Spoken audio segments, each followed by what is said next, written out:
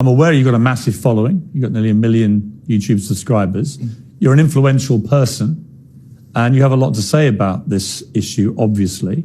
So I thank you for coming in, but I'm not too cowardly to talk to you. I don't have a horse in this race.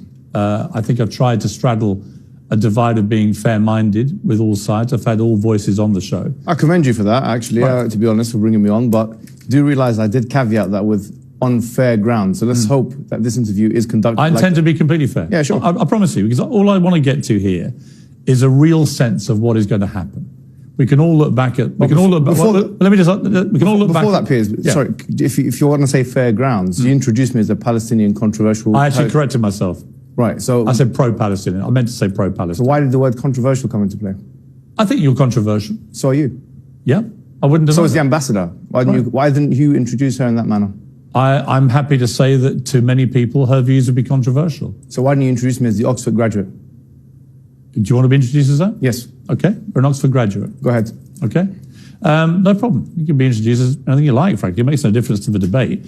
Let me ask you this. Where were you when you heard about what happened on October the 7th? I was at home. What was your reaction when you heard? I was actually very sickened by it. And this is something I do want to put on the table because I think it's fair for people to know this. In our religion, we do not believe, okay, as a Muslim, I am a Muslim, and I do not believe in the killing of any man, woman, or children. Non-combatants. That is not despite the religious teachings. That is because of the religious teachings. So in terms of condemning Hamas and just jumping straight into it, I condemn not only Hamas, but any other entity, okay, wherein it's proven that this has been done, that the killing of combatants has been done. Therein, I condemn any party that does it. Any party that kills people or strikes at people where it's more probable than not that it will hit a civilian target, I condemn them. And that's why I condemn the IDF. Because when they strike, they know that it's more probably than not going to hit civilian targets. They know that the majority of civilians, or the majority of people that are going to be affected, are civilians. We know that from the various operations that have been conducted. We know that because now in Gaza you find that there is a blockade, as you know, for 17 years, but also they're stopping them from electricity, water, which is a war crime under Geneva 4 of the Geneva Convention, Protocol 4 of the Geneva Convention. So this is something I'm surprised you didn't actually mention to the ambassador. But I did mention it. You didn't say it's a war crime. Well, I think it's an arguable point whether it's a war crime. Okay, let me ask you now. They are saying Israel, at the moment, Israel is adamant they are not breaching war crimes, right? It will be determined. Well, it will be determined whether that's the case. No, sorry. What is it? That's incorrect. Mohammed, let me make a point to you back on that.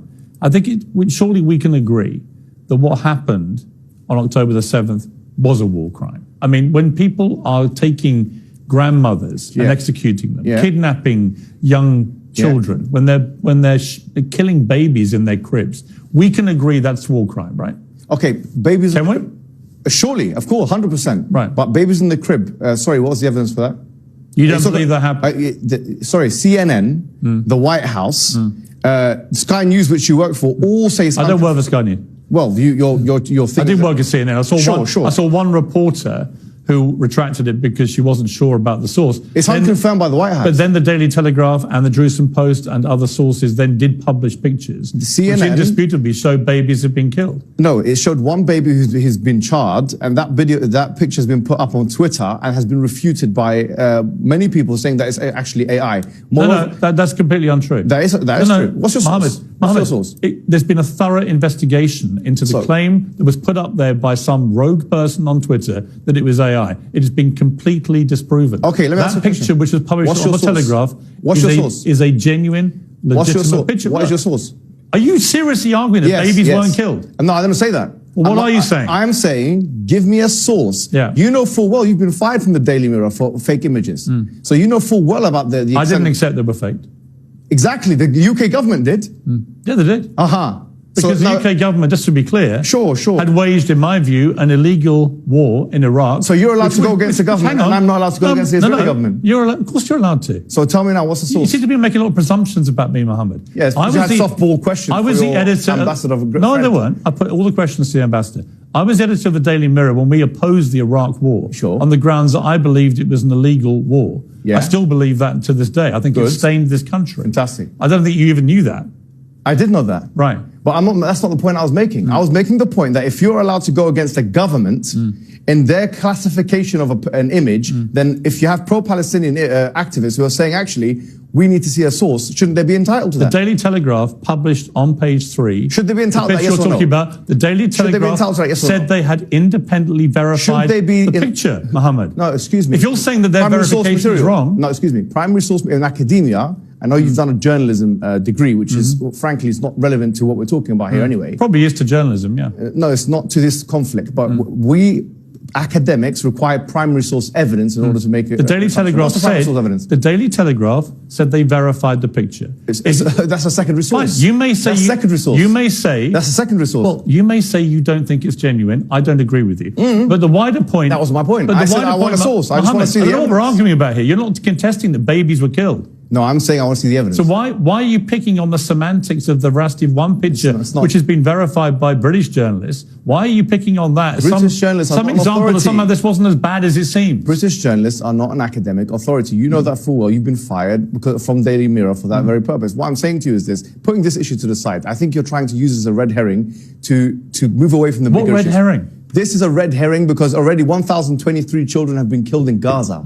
That's why. And you didn't ask the ambassador that question. I literally asked the ambassador. No, I said 3,000 people have already been killed in a week in Gaza. Well, you didn't ask her whether she even listen to my interview with the ambassador? I did listen, but excuse me. Well, don't put words in my mouth or say I didn't ask a question. Let me ask you a question. Do you condemn the killing of those children by the IDF? I tell you what I condemn.